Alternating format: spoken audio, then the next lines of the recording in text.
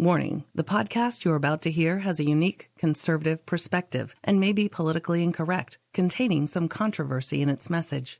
This episode may speak out against liberalism, socialism, the dark state, and religious organizations. It is possible that evil in politics, education, law, society, and religion will be discussed and exposed. However, we believe this podcast adds truth and value to a mature, disenfranchised audience who may be tired of apostate religions and wicked world systems.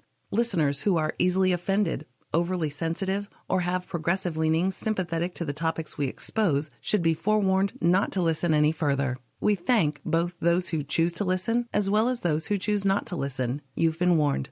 And now, let us get on with the show.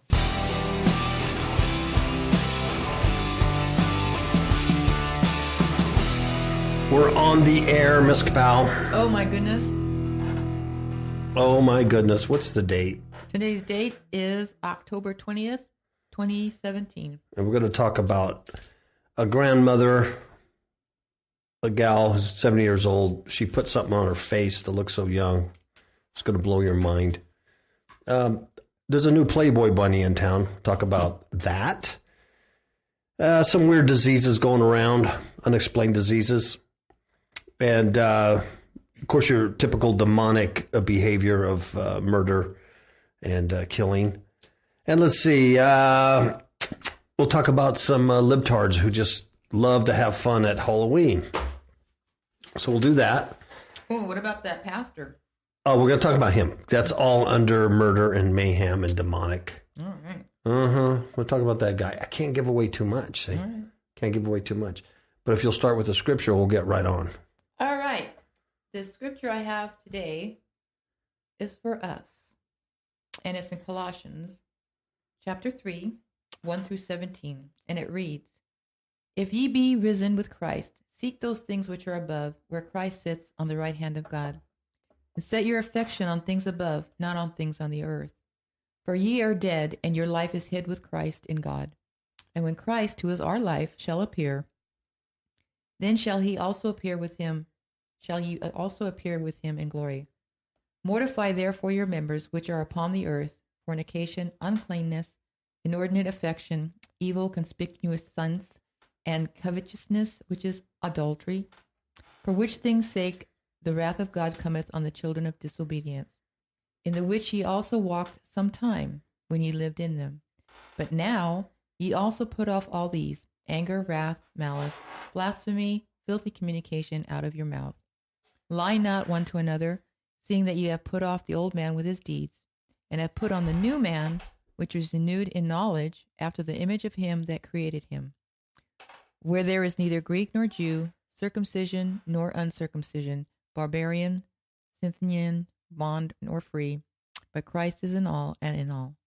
Put on therefore, as the elect of God, holy and beloved, bowels of mercies, kindness, humbleness of mind, meekness, and long-suffering, forbearing one another and forgiving one another, if any man have a quarrel against any, even as Christ forgave you, so also do ye.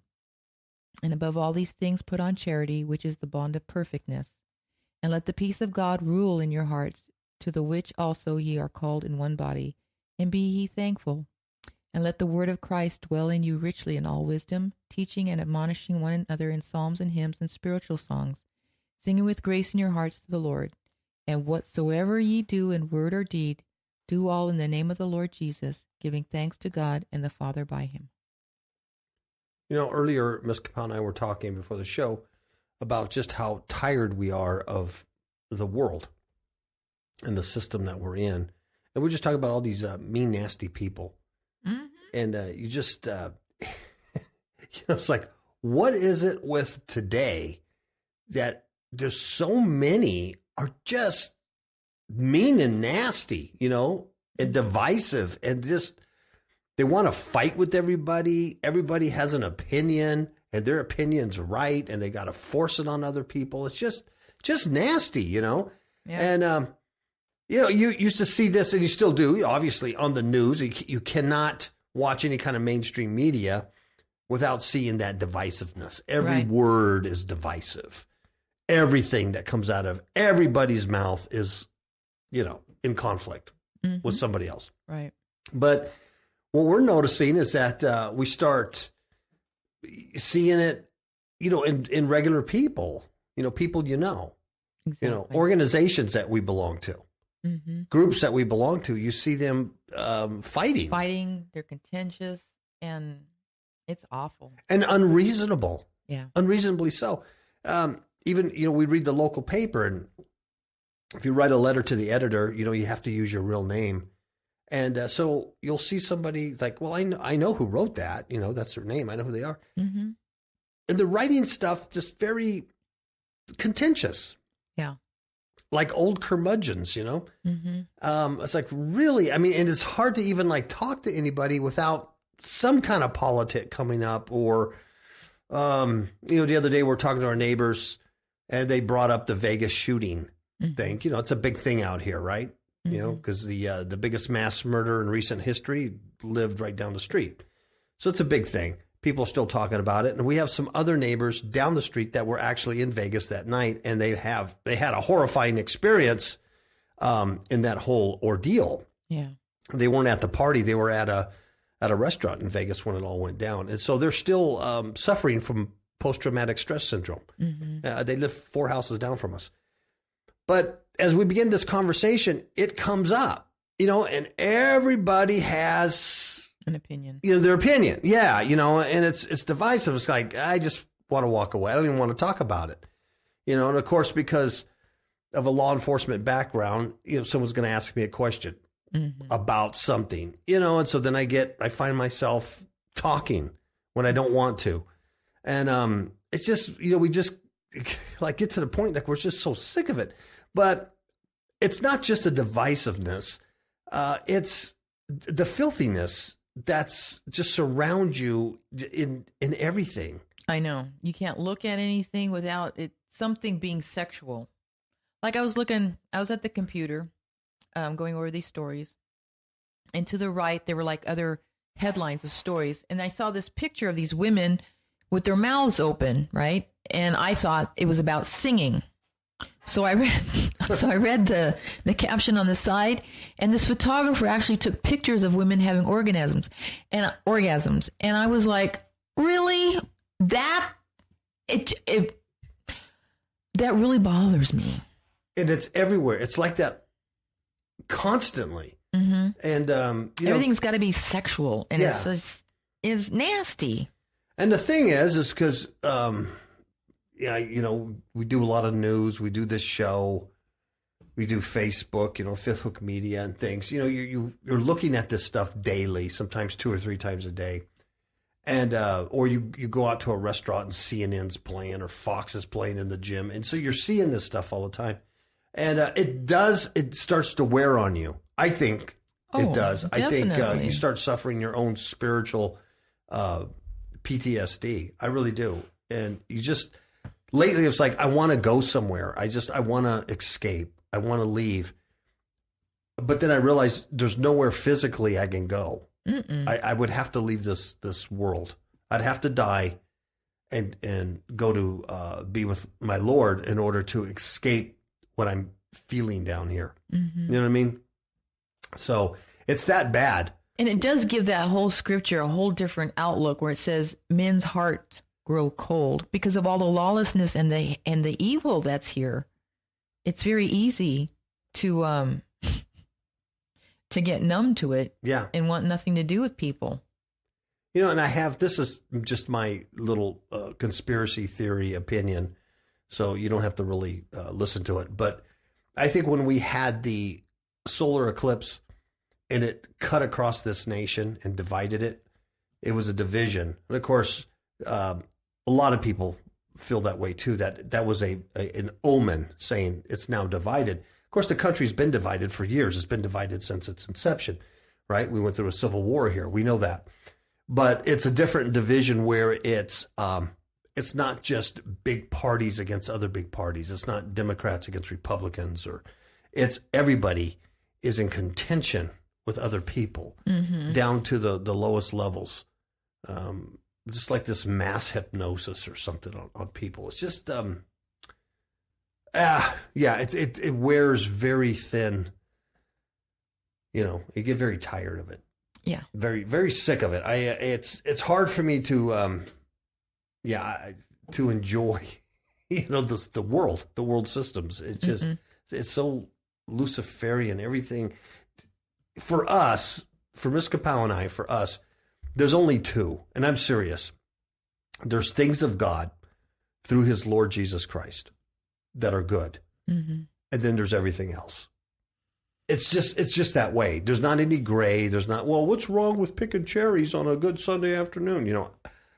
I couldn't tell you right off the bat, but there's only things of God and through his Lord Jesus Christ, and then everything else. And everything else is evil. Mm-hmm. That's just the way we see it. It's just everywhere. And if it's not of God, it's eventually you're going to see the evil in it. Right. Eventually it will come out. Yeah. Crazy. Speaking of the Las Vegas massacre, we follow the story all the time because we live here. So constantly staying abreast of it. And as many of you probably do, maybe some more than others, but this Jesus Campos, I make fun of people who call him Jose. I'm thinking, why do they call him Jose? It's Jesus. But anyway, I just did it. It just flows better for some reason. Jesus Campos, Jesus Camp, JC, as Miss KAPOW pointed out. That's interesting, right? He disappears last week after meeting with the Mandalay MGM muckety mucks, and you can see the lawsuits coming. It's going to cost them hundreds of millions of dollars, if not $1 billion or more, to settle these. There's a lot of lawsuits. A lot of lawsuits are going to come from everywhere, and it's going to be years and years of litigation. So, you can see they're already trying to maneuver their liability. They're trying to skirt it as much as they can, like any big company would. So there's a lot of lies and a lot of misgivings and a lot of different, there's 3 different timelines that have come out and all this crap. But anyway, this Jesus Campos, JC, Jesus Camp, last week he was supposed to appear on 5 different real news, mainstream media, Hannity and NBC and CNBC and a bunch of other stuff. And he disappears for 4 or 5 days. I thought he was dead in the desert. I really did. I thought definitely. I thought they whacked him. I thought you'd never see him again. But he does appear. The guy's a real he's not like the really sharpest pencil in the box. I don't want to be mean, and maybe he's suffering from or they PTSD. Probably have him on some kind of a drug. Yeah, he's not an actor. I don't believe he's an actor because he's too stupid. He doesn't know how to act. He's too stupid. His handler, this other engineer guy that's near him all the time, I don't think that guy's real. I think that guy's a young FBI agent, and he's handling this guy just like the FBI, the SAC in Las Vegas handles Sheriff Lombardo. Yeah, that's his handler. You can see him just drilling through the back of his head with his eyes, saying, "Don't you dare." And this Jesus Campos, this is my opinion, they have something on him, his family, everybody knows where he lives and things here in Vegas. But anyway, the point is he does show up, and he shows up with his FBI handler, pretending that he's the maintenance guy or engineer who got shot at or, almost got shot at also. And he appears on, as probably most of you know, the Ellen DeGenerate show. You know what I mean? I know. So he bypasses telling his story to any mainstream media, especially Hannity, where he could be asked hard questions about the timeline and what really happened. And he goes on the he goes on the Cartoon Network. You know what I mean? With this clown, Ellen DeGeneres. Yeah, really. I mean, she's an entertainer, dancing clown. I mean, that's what she does. You don't do anything serious. So she goes on there. We watched it last night, and she's giving them, these softball. And she's leading the questions. Yeah. And I'm telling Miss KAPOW, I go, look at this. This is right for court. Everything that she's saying is geared up for court because this is the only video they're going to have of him giving a testimony. Because by the time depositions come around to battle this guy, he's going to be dead. And I predict he's going to commit suicide, quote unquote. I really do. Oh yeah, definitely. Quote unquote, commit suicide. You're going to find him hanging or shot in his car or something. But he won't be around to give depositions. No, and then they'll just happen to have this testimony from the Ellen show. That's the only thing they'll have. And she even had a diagram of the room there with a little pointer so he could point where he was at. And the whole thing, you can tell, was just getting away from the liability of the MGM, who owns the Mandalay Bay and all this stuff. I mean, it's obvious. But so this morning, I was looking at the pictures of him on the Degenerate show. And what I noticed is there's a picture of him and her embracing, and he's wearing a ballistic vest. I can see the imprint from under his jacket, and I know what it is because I wore one for 28 years, miserably hot ballistic vest. And that's why he looks so chunky, so big also. And you can see the imprint. Well, the point is, why is he wearing a ballistic vest? Who is he afraid of that's going to whack him? Yeah. And I think some people, well, it could be family members or upset. But yeah. Yeah, no, I don't think so. He's not long for this world. So anyway, there's a lot of weird deception. And this story gets weirder and weirder as the day goes by. Stranger and stranger as the days go by. It's taken a life of its own. It really has. It's very nutty. Very nutty. How about this grandma? Oh, dear Lord. It's now, there's times when you're into beauty secrets, right? Is this a beauty secret that you would do or recommend? Oh, no. No. My beauty secret goes as far as rubbing like ice cube on your face. An ice cube, yeah. Yeah, it's okay. Your cheek might be a little cold, but Yeah, you know. Okay, well, this gal, they call her Glam Gran, and she claims that her secret to her youthful looks is rubbing her own urine, on her face every day. So she has a pee-pee face. Yeah. Her name is Stella. She happens to be Stella! She happens to be a life coach. There you have it. And she learned a technique in India. I mean, are you getting the clue here? Yeah. She's in India. She's a life coach. What is she into? Yeah. Yogic practices, meditation, New Age, Luciferianism, all this, it's all right there. She developed this rash when she was in India. And so she goes to some Indian doctor there. And the guy says, well, rub your own piss on your face. So she does it for a few weeks, and then her rash goes away. So now she was a believer. She's a believer. Stella happens to be 70 years old, and I would say she looks about 50. Oh, yeah. She looks good. Yeah. She does look youthful, and that's because she puts pee-pee on her face. Yeah. She cleanses, and she uses toning and moisturizer, but she dabs her face daily with urine. Yeah. And she says it's clean and doesn't smell. No, because it's fresh. It's fresh. It contains your own DNA, so it's good for you. So, this is just a little tip from your Uncle Paul. Don't listen to Stella. Oh, and she is looking for a man, by the way. Oh, yeah. She can't seem to find any. Well, probably because she smells like pee-pee. Dog urine. Yeah.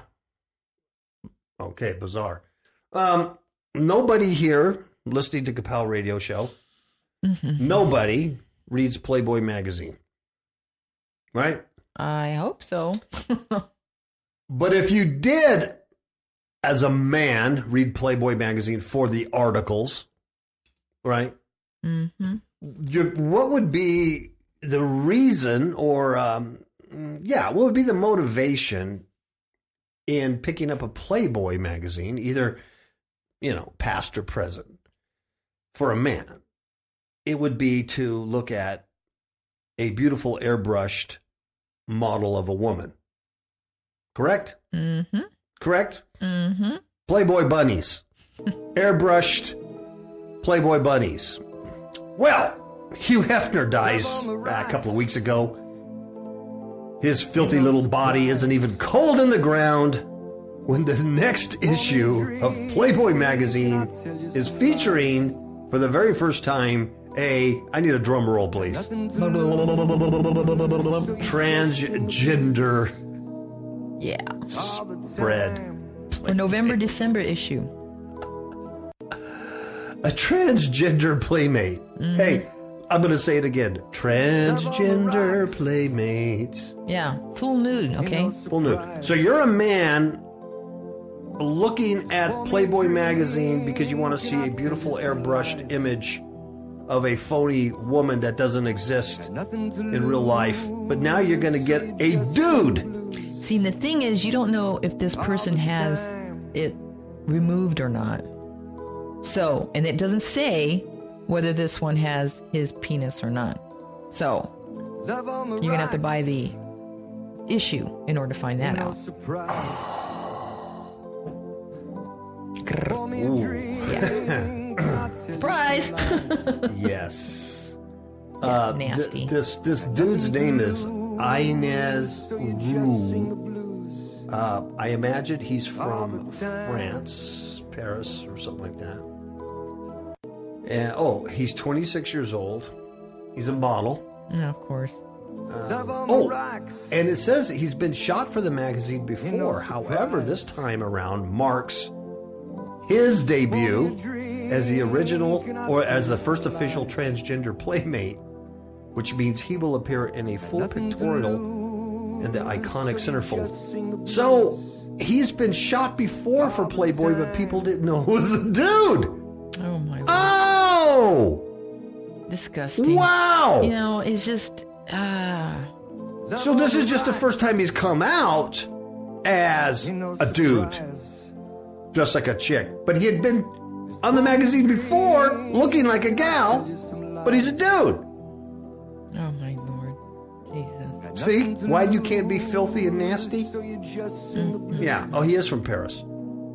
He's a successful fashion model. He does all kinds of campaigns. Oh, yeah. And let's see. I think he's non-binary. He did appear in Playboy's May 2014 issue, way back then. 2014, when you thought you were safe. And a special A to Z edition, which championed a more progressive understanding of gender as non-binary. There you have it. They call him the French Beauty. Let's see. Anyway. Oh, yeah, I like this wording. He says, salvation. It is salvation to speak the truth about yourself. Whether it's your gender, your sexuality, whatever. The people who reject you aren't worth it. It's not about being loved by others. It's about loving yourself. Of course. Nasty. I guess he's got a feature film that they're doing. Yeah. He looks like a skinny chick. But apparently, check this out. That they did something way back when people didn't know it. Let's see. Caroline Tula Cosi posed for Playboy in 1981. 81. Wow. Shortly before she appeared in the James Bond film For Your Eyes Only. So, Caroline Tula posed for Playboy in 81, was in the Bonds film For Your Eyes Only, and 1 year later it was revealed that she was born a man. Wow. She posed for the magazine a second time in 1991. So, this isn't the first time men have been looking at Playboy magazine going hubba hubba when they're really looking at a dude. In 81, they were looking at a dude. That was like 36 years ago.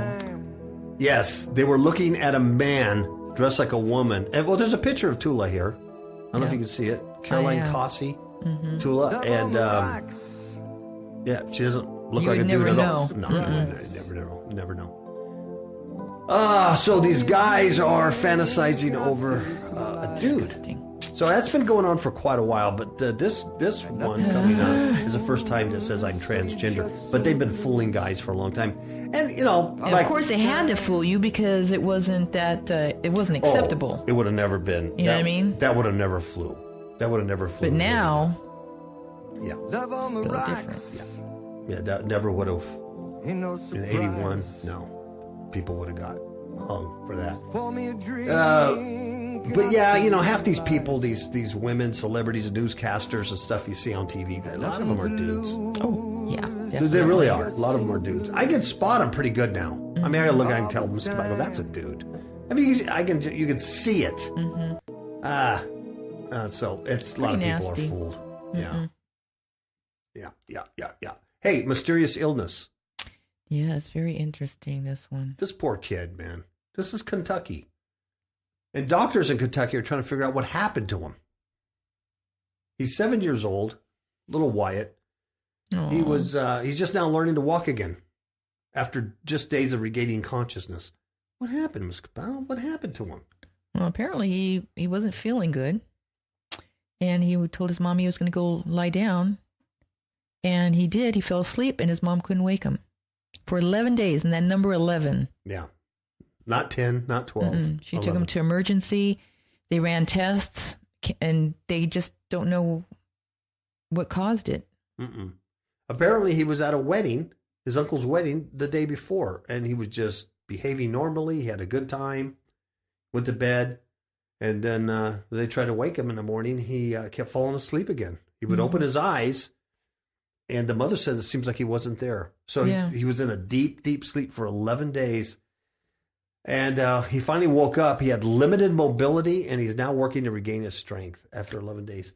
Isn't that something? But see, they don't know what. Yeah, but we were talking about this earlier, too, that there's so many diseases out there that are just like falling on people like a blanket. One day you're just happily healthy and doing your thing, and then all of a sudden, kaboom, And young people, too. We're not just talking, elderly people that you expect, the springs to sprung and, the body to kind of fall apart. We're talking young people in their 20s and 30s, the 40s. Just very odd things come on them. Strange things. They start shaking. They can't quit shaking.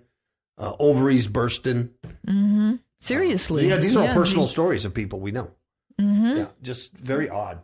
Yeah, one moment they're pretty good health, and then the next moment they've got ovary disease. It's amazing. You really have to really plead the blood over yourself and stay under that covenant, that umbrella. And even with that, you're going to get hit. You're going to get smacked around a little bit. Yeah, but none of these diseases. You know what I mean?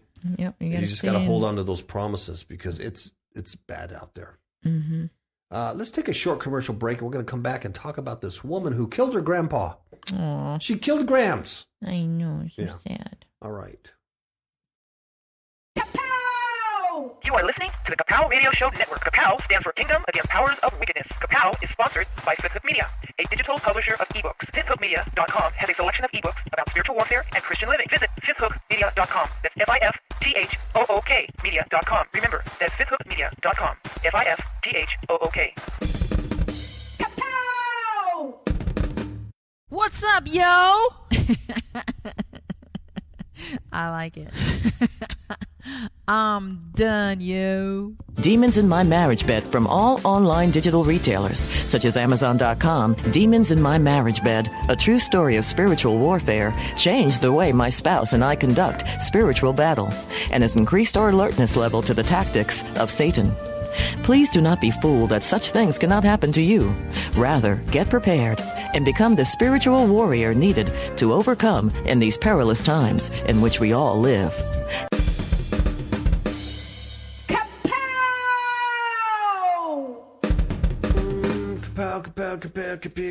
Okay.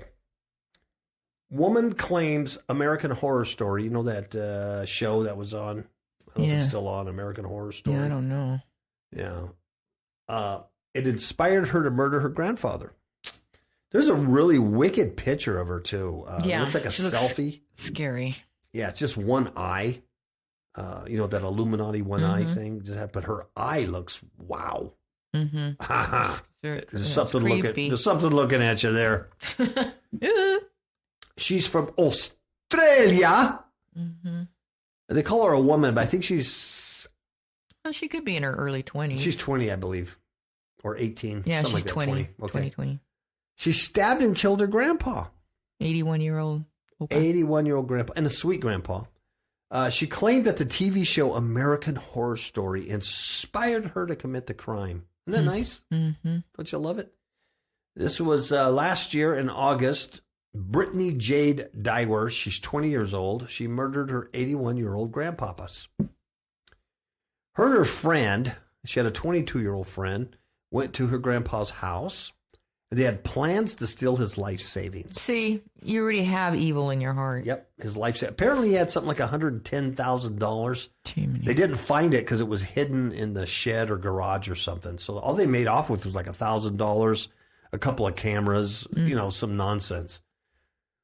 So they go there to steal his life savings, and they were going to do whatever was necessary to get their hands on the money. Yeah, they made a promise. Yeah. And here's the number again. 11. The girls arrived at Grandpa's home at 11 a.m. 11, not 10, not 12, 11. The one gal waited in the car while the granddaughter went inside the house. Now check this out.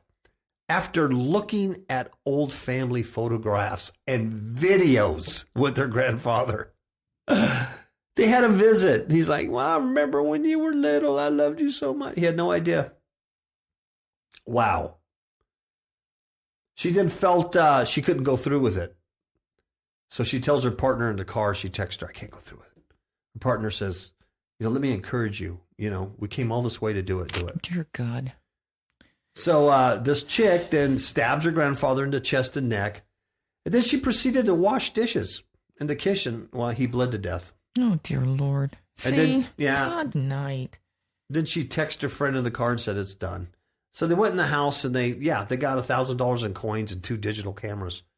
They didn't find the life savings. Yeah, but look at this. But they failed to find the 110,000. Well, if you look at the first 2 digits, it's 1-1. No, you're right. It's 11. Yeah.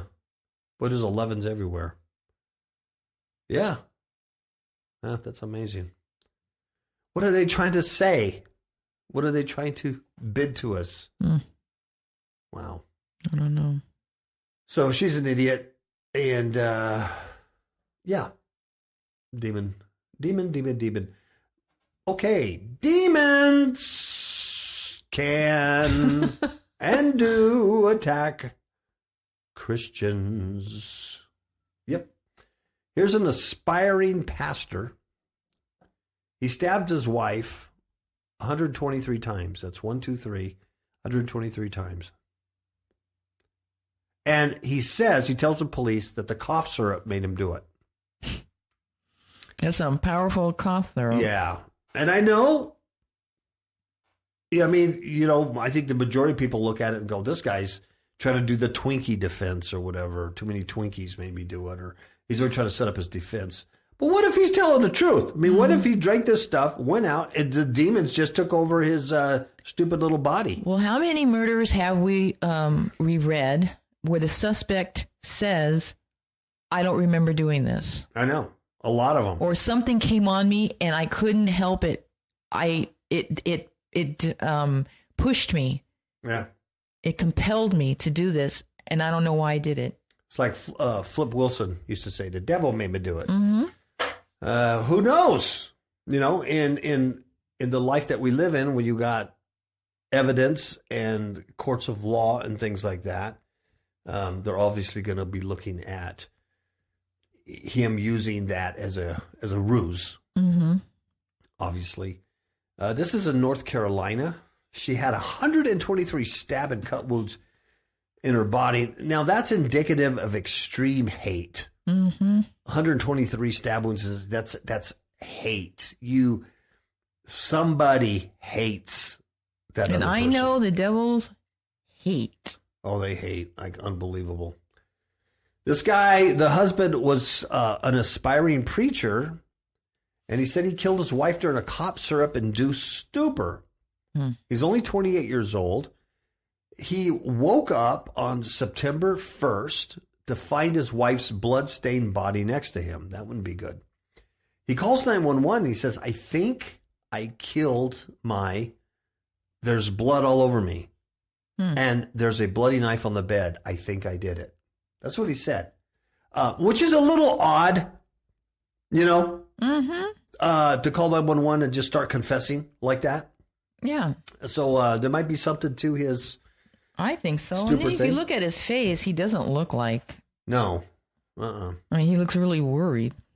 Yeah. Dumbfounded. I don't know what he was into to get totally I know. taken over, but I think he was going to a Baptist seminary. That might but there's a lot of Christians that don't believe in the spirit world. No, they don't. They really don't. So they don't have any of they don't know how to use protection or spiritual defensive tactics against these things. And it's imperative.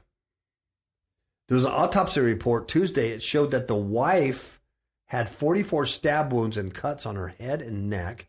And the other stabs and cuts were found on her torso, arms, and much of her body.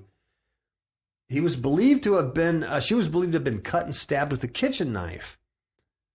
The man, worked at a landscaping company, and he studied missions and evangelism at Clear Creek Baptist Bible College in Pineville, Kentucky. Sounds pretty normal, legit. Mm-hmm. I mean, he wanted to go into missions and evangelism at a Baptist college? Yep. He called 911. He says he believed he might have stabbed his wife because he consumed too much cough syrup. He says, here's a quote. He says, I took more medicine than I should have. I don't know how to pronounce this, Coricidin, cold and cough medicine. Yeah. Because I know it could make you feel good, and sometimes I can't sleep at night. See? That's what he said. He said all this on 9/11, on the dispatch tape. He says, I can't believe I did this. He was heard sobbing. Oh, God, she didn't deserve this. Why? See? Now, when the cops arrived, they discovered the wife in a fetal position, covered in blood on the bedroom floor. The autopsy report said she was also rushed to the hospital, where she was pronounced dead. And I guess they took this to a grand jury, and they found that the man there willfully and unlawfully and feloniously did, of malice aforethought, kill and murder his wife. They were married less than a year. See, that's sad. Yeah. Yep. Obviously, the company, I think it's Bayer, makes the cough syrup, and they said there's absolutely no evidence to suggest the drug associated with violent behavior. Of course. They said the News and Observer reported some potential side effects of the cough medicine were hallucinations and out-of-body experiences. It's, wow. Can you imagine? I mean, let's just go the other way and say he's telling the truth. Mm-hmm. Wow. Yeah. That would just... I'm not taking that stuff. No, I will... You know, he didn't take it because he had a cough. He took it because he couldn't sleep. Yeah, that'd be like taking, NyQuil or something? Yeah. Mm-hmm. One last one. Miskipowness. Miskipowness. This is from the College Fix. I love these stories. Oh, they're so stupid. Because libtards really know how to good time. If you're a libtard and you're just all socially, politically correct on everything, man, you really know how to party. You really know how to live life to the fullest. I mean, if you're going to be a libtard, at least enjoy life. Yeah. My goodness. Man. Okay. It boggles my mind. Ahead of Halloween, universities nationwide tell students what not to wear. And then I have a question. After I read this article, I have a question about Oktoberfest for my German friends. Throughout October, universities across the nation are warning their students against Halloween costumes. Some consider offensive. There's a picture. It's ridiculous. It says, we are a culture. We are a culture, not a costume. And this is not okay.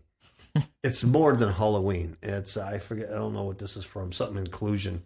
But there's a guy holding up. They're holding up different pictures. They're ethnic people holding up different costumes of their ethnicity. Yeah. Anyway, gone are the days when college students could dress up without fear of being reported to a bias response team, the BRD. Oh my God! Don't report me to the bias response team. They should just have one costume that everybody wears. You know what? That's actually the best idea. Just something very generic, like come as a carrot or something. You know. Yeah, but then you might defend the vegetarians, the vegans. The vegans. I don't know. Like I said, when you're a libtard, life is hard. It is hard living that way. Yeah, because you're stupid. You're stupid, and you're brain dead, and you're trying to live life, and that's not reality. So it's very, very difficult. Life's hard enough, and it's harder when you're dumb.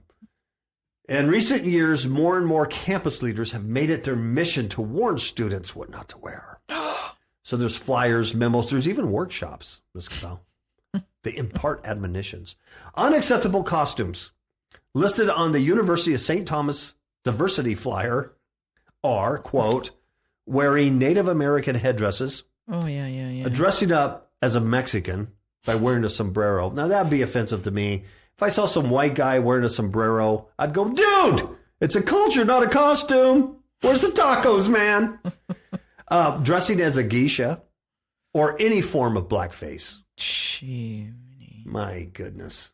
Quote, cultural appropriation is defined as the act of taking intellectual and cultural expressions from a culture that is not your own without showing that you understand or respect the culture, explains the memo. So I guess if I'm Mexican, right, I can dress as a Mexican. I can wear a sombrero, right? Because according to this, I can say, number one, I'm not taking a culture that's not my own, and I do understand it and respect it. So I can wear a sombrero. Sure. But my white friend who might have been raised in Mexico and actually speaks the language and actually knows the culture, where I was a coconut all my life, he can't. Mm-mm. Right? That's right. All right. Let's see. What do they say? They go, this can be as simple as wearing a dashiki without knowledge or respect of West African culture. Or as serious as wearing a fake Native American headdress without any regard of its sacredness. Boy, they know how to party, huh? Chimney. It generally incorporates a history of prejudice and discrimination by perpetuating long-standing stereotypes. I mean, there is nothing safe, folks. Just don't have Halloween. Yeah. If you're going to live life like this. Well, it's like having a party and being so restrictive about, what you can bring, what you can have, what you can't eat. It's like having a party when you're on a diet. You just serve carrots. Yeah. Celery. Yeah. Go, what are we having? Yeah, we're having broccoli. Can't listen to music because it's too secular. Yeah, I can't listen to music. Yeah. Okay. UC Santa Barbara, a social justice workshop, will delve into how Halloween costumes abuse indigenous wear. And they'll teach students how to spot appropriation with the help of Bell Hook's essay, Eating the Other. Oh. So you can spot somebody else and tell on them. Dang it.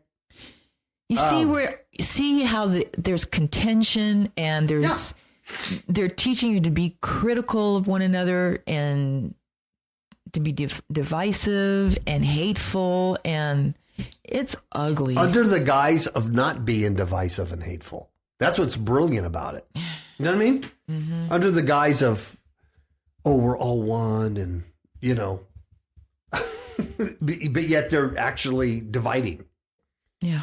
At a conversation circle, I love the terms they come up with. Oh, these are people, these are students and people, these are educators, these beard scratchers that have nothing else to do in real life. Mm-hmm. A conversation circle. Who talks like that? Excuse me, everybody gather around. We're going to have a conversation circle. Okay, what is that? That's where we sit in a circle and converse. So my biker buddies would say, you mean you want to talk? Well, you'll also be in your free space or safe space. Safe space. a conversation circle at Princeton University this Sunday. Students will, dang it, they will engage in a dialogue about the impact of cultural appropriation. Halloween and white culture is not a costume. Okay, Northern Arizona University put out a flyer, and they warn against African-inspired get-ups, a Pocahontas costume, and Asian rice hats, and more. Darn it. I would just say I think you would be safe to stay away from any race. Yeah. So come as a donut, a box of Pop-Tarts, right? But stay away from any race because you're going to get reported to the bias police. Okay, University of Southern Indiana. You see, what I'm telling you, it's not just one university. It's all over the place. Southern Indiana, they have a discussion on cultural appropriation and Halloween costumes. And it will culminate with an opportunity for students to make their own costumes that are culturally appropriate. Oh, boy. But see how much fun they're having? They're just having fun. October, there was a letter written by members of University of Utah. That's right around the corner here. University of Utah. Students Affairs Diversity. And they say, do not dress as a Mormon. They don't say that, really. I was going to say, where does it say that? It would be offensive to go dressed as a Mormon. And they go, who are you? I'm Jedediah Smith. I'm Jedediah Smith, and I'm here to found Erkin, Utah. Hee-haw. That was so insensitive of me. So insensitive of me. I hope the bias tribal police don't come knocking on my door. They might. They might. Haul me away. Do they have a bias prison? Where They probably do. Probably. I would imagine. I ain't bailing you out either. Well, the University of Utah Student Affairs Council, when they're not here in Mesquite buying legal marijuana, they're writing things like this. And they're not here at Lee's Liquor buying Nevada cheap booze to take back to Utah for their Mormon friends. Anyway, that's another story. They say, as you get ready for Halloween, here are some tips you could put into practice. Think to yourself, does the actual name on the costume packaging say tribal or traditional? Does the costume include race-related hair or accessories like dreadlocks, afros, cornrows, or a headdress? Does the costume play into racial stereotypes? If you answered yes to any of these questions, you should rethink the costume and try again. Brother. Meanwhile, a, quote, not your festival wear, unquote, workshop at Minnesota State University and Vanderbilt Feminists. All right. Will help to lead an event about cultural appropriation just in time for Halloween. So you can't come dressed as a girl either, unless you really are transgender. Then you can't say anything because that wouldn't be right. Right? And let's see, one more. A Halloween and cultural appropriation tabling. That's like a conversation circle, except you're at a table. See, instead of having a conversation circle, you're having a appropriation tabling. Oh, brother. I'd love to send out an email out to everybody. Folks, we're going to have a appropriation tabling. Wow. This is at Goucher College. And it explained to students the scariest thing about your costume isn't what you think. And a cultural appropriation diversity workshop already took place at Texas A&M earlier this month. Okay, University of New Hampshire went so far as to host an entire cultural appropriation teach-in. We're going to have a teach-in, a conversation circle, and an appropriation tabling all in 1 week. And it didn't just stick to Halloween, but also included Cinco de Mayo and Dia de los Muertos. You can't even celebrate the Day of the Dead if you're an occultist anymore because you're going to offend the other occultists. You can't even celebrate the Day of the Dead. No, white people should not be celebrating Dia de los Muertos because that's Hispanic. That's a Hispanic Day of the Dead, dang it. Or Cinco de Mayo. You better not have any Corona with lime. Or taco. Or a taco. Because no white more people, Christian tacos. No more Christian tacos. And then white people will be going, I want to have some of them tacos. You have a taco? You're appropriating my culture, asking for a taco. You see, it's just you can't have yeah. So yeah, they should have a memo. Can you come dressed as a snowflake? Would that trigger the snowflakes? Oh, it would. Because if you come dressed as a snowflake, they go, what are you? I'm a snowflake. You're making fun of me, right? Oh, my Lord. Here's my question. I'm going to an Oktoberfest get-together here really soon. I really am. It's called Rocktoberfest. And I'm going there. And on the menu, they have, correct me, Ms. KAPOW, if I'm wrong, Bratwurst? Mm-hmm. Is that a German sausage? I think so. They have some kind of potato, German potato. I think they have German chocolate cake. I don't know. But it's Oktoberfest. Mm-hmm. Is it inappropriate for me to attend an Oktoberfest deal, Rocktoberfest, because they'll have a band there?